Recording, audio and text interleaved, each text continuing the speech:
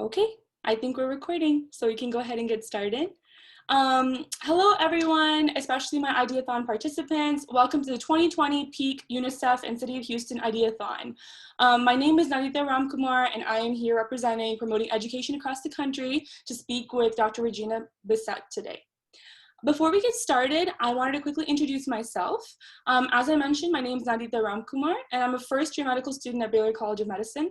I served as a vice president and president of the UT Dallas PEAC chapter during college, and I enjoyed it so much that I decided I'd continue working with PEAC throughout my medical school experience.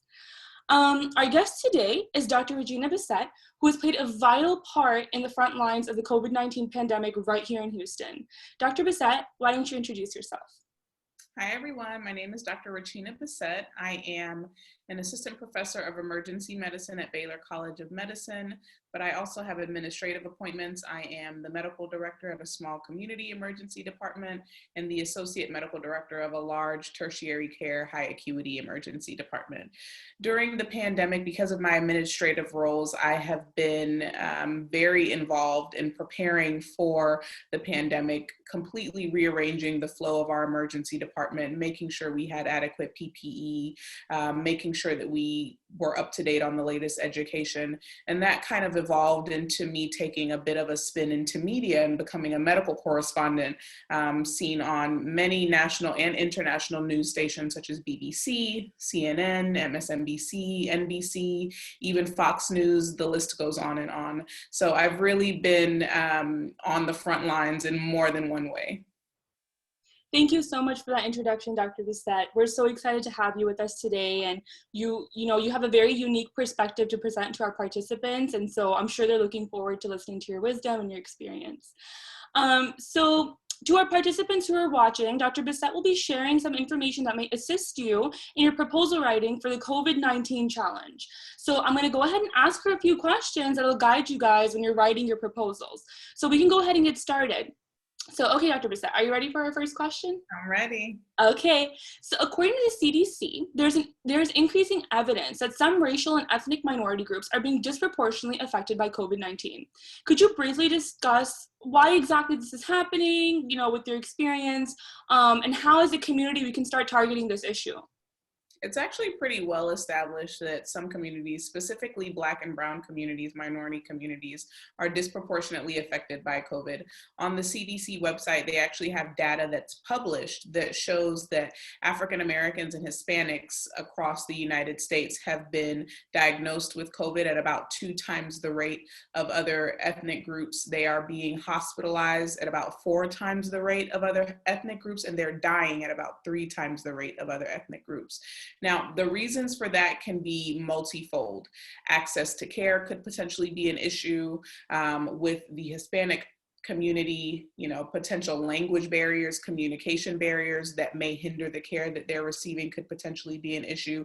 Not seeking care until they're very, very advanced in their disease because of financial limitations or being uninsured. That's another huge problem. I believe here in the state of Texas, our Hispanic population is about 60% uninsured. So that definitely plays a role. If you're presenting later with a disease, a lot of times it's harder to treat and to try to mitigate some of those symptoms that people are having, and then ultimately they succumb to their illness. So there are lots and lots of factors, but African American and Hispanic communities being disproportionately affected is definitely a real thing.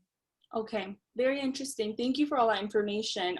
I think all the points that you made are extremely valid, and I hope that our students will take those into consideration while they're writing their proposals.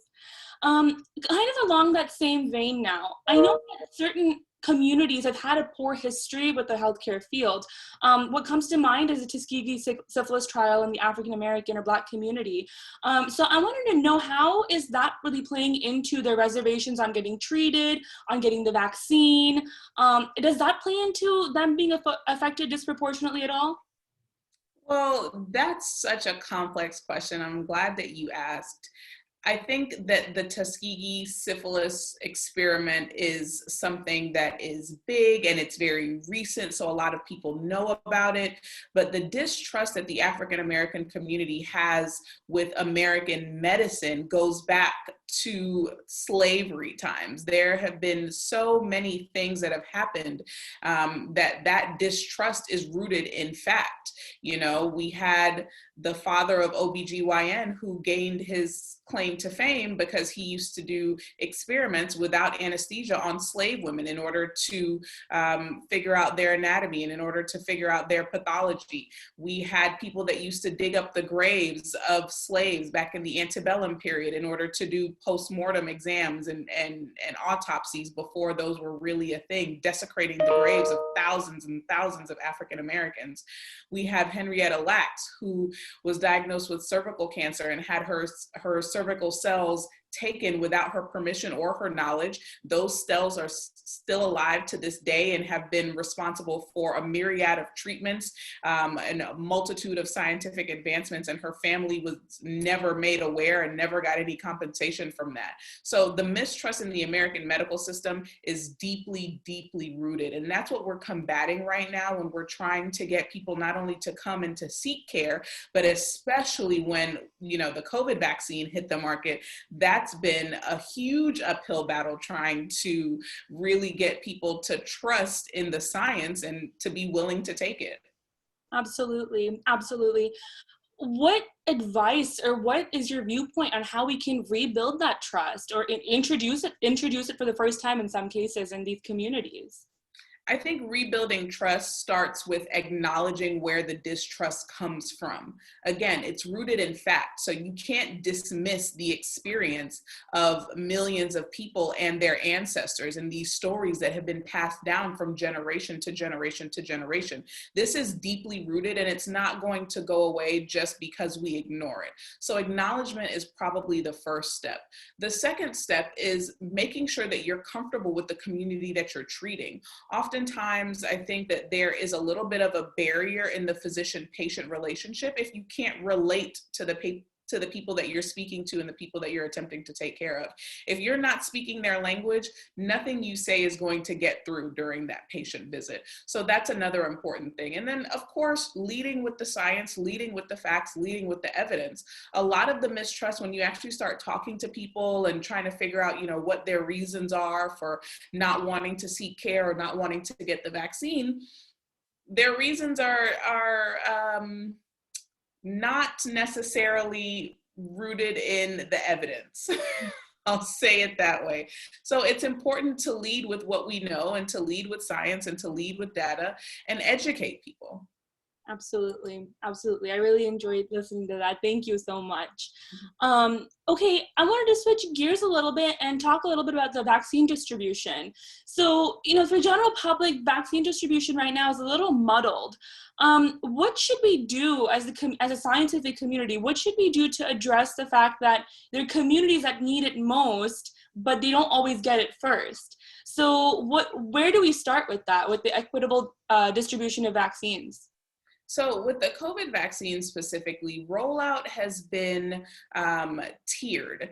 And we started with frontline workers and healthcare workers because if you look at the numbers, about 12% of COVID cases are actually people who work in healthcare. And if we don't have our workforce standing and if we don't have a strong workforce, we're not going to have anyone to take care of patients. So there's actually an advisory committee. After the vaccine was approved, there was an advisory committee who looked at the data and said, here are our recommendations on who we think should get vaccinated first. They thought that frontline workers and first responders should get vaccinated first, of course, to keep them standing so that they can continue to take care of patients. And then after the frontline workers and first responders, we went to those who were elderly, so over the age of 65, and those who had certain comorbidities, which means other diseases that put them at risk for severe COVID, like kidney disease, heart disease, lung disease, obesity, diabetes, those kinds of things, because that group of people tend to succumb to illness more and they tend to have more severe disease, which means they put more of a burden on the healthcare system because they're in the hospital for long periods of time. Once we have those tiers vaccinated, then the vaccination rollout is going to start going to the general public. Now, the thing about the tiered system is that it says who can get vaccinated, but there was no advice on how these people were going to get vaccinated, where the vaccines were going to be distributed to, who was going to be in charge of giving the vaccines. And when you start thinking about underserved population and underserved communities, they don't have a lot of access to care that people who are in major metropolitan areas and major cities do. For example, the Pfizer vaccine, which was the first vaccine released, required storage at -70 degrees Celsius. If you go to a rural area, they're likely not going to have the infrastructure to even be able to store the vaccine. So where are they going to go to get vaccinated? Right now in Florida, there is huge news because the governor of Florida has said that he wanted his vaccines rolled out through Publix, which is a major supermarket chain in the state of Florida. However, in Palm Beach County, one of the poorest areas, which is Belglade, has absolutely no Publix. So where are they going to go to get their vaccines? I think that we're in such a rush to get so many people vaccinated that those are the minute details that we don't consider, and the details that are really going to harm those marginalized populations. Absolutely. Absolutely. Again, what you're saying makes a lot of sense, Dr. Bicette. I think all of this is so multifaceted that we have to approach it from multiple points of view here. From a policy standpoint, what do you feel like these students could potentially start to address with regards to inequities in medicine in general, in the COVID vaccine, in COVID treatment, just kind of, tying together everything that we just spoke about? What do you suggest that our students start to focus their efforts on? What's something that we can actually solve right now? Oh, wow, that's a great question. I think that we have a very paternalistic view. Sometimes we make things available and we expect people who want them to seek them out, and that's not always the best route to go. Sometimes you have to bring care to those who need it. Sometimes you have to seek them out because you know that they are in need of what you're trying to give and what you're trying to serve. So trying to set up, vaccine hubs again that are in major metropolitan areas are not the best idea for some of those who are in underserved or rural areas.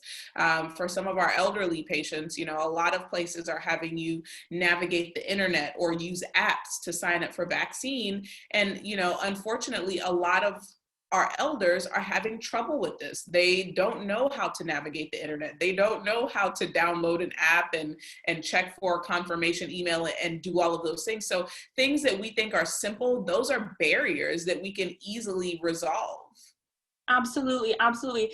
You bring up a great point because part of the COVID-19 challenge is to address this digital divide, right? Exactly what you're talking about, how certain groups of people don't have access to the internet. They don't know how to use it. I wanted to ask kind of just a last wrapping up question here. As far as the digital divide goes, how can we make this vaccine rollout and this treatment more efficient while still making sure that elderly people and people who don't have access to good, internet or Wi-Fi or anything, how can we combat that issue in your opinion? You have to meet people where they are. I think in every town, in every population, there are places that people always go to. People are always going to go to the supermarket. People are consistently going to go to whatever pharmacies they have in their small town. For some towns, it's the library that's, the big center point, or churches, for example. All of these places are potential center points that we shouldn't exclude as places that we can provide care, because those may be the places that people can access the easiest, or they may see very often. In places where public transportation is a big deal and people take buses a lot, advertising on buses is still a thing. You can have a phone number with, like a billboard on the side of a bus that people can see so they can call if they're interested in getting a vaccine or if they're interested in seeking care.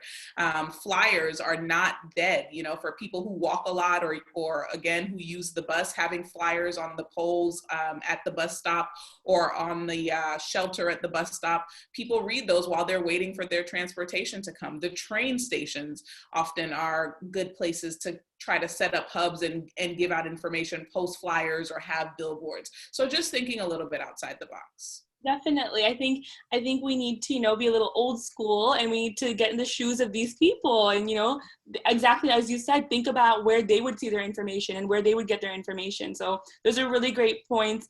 Thank you so much, Dr. Bicette. I think we've given our students plenty to work with and lots of good advice. We really appreciate you helping us out. Events like this would not be possible without mentors and contributors like yourself. So we cannot thank you enough. We'd love to have you back on PEAC if you would ever have the time to do it again. And yeah, this should be everything for our interview today. Thank you so much for joining us. Awesome. Thank you so much for inviting me, and good luck, everyone. Thank you guys for all that you're doing.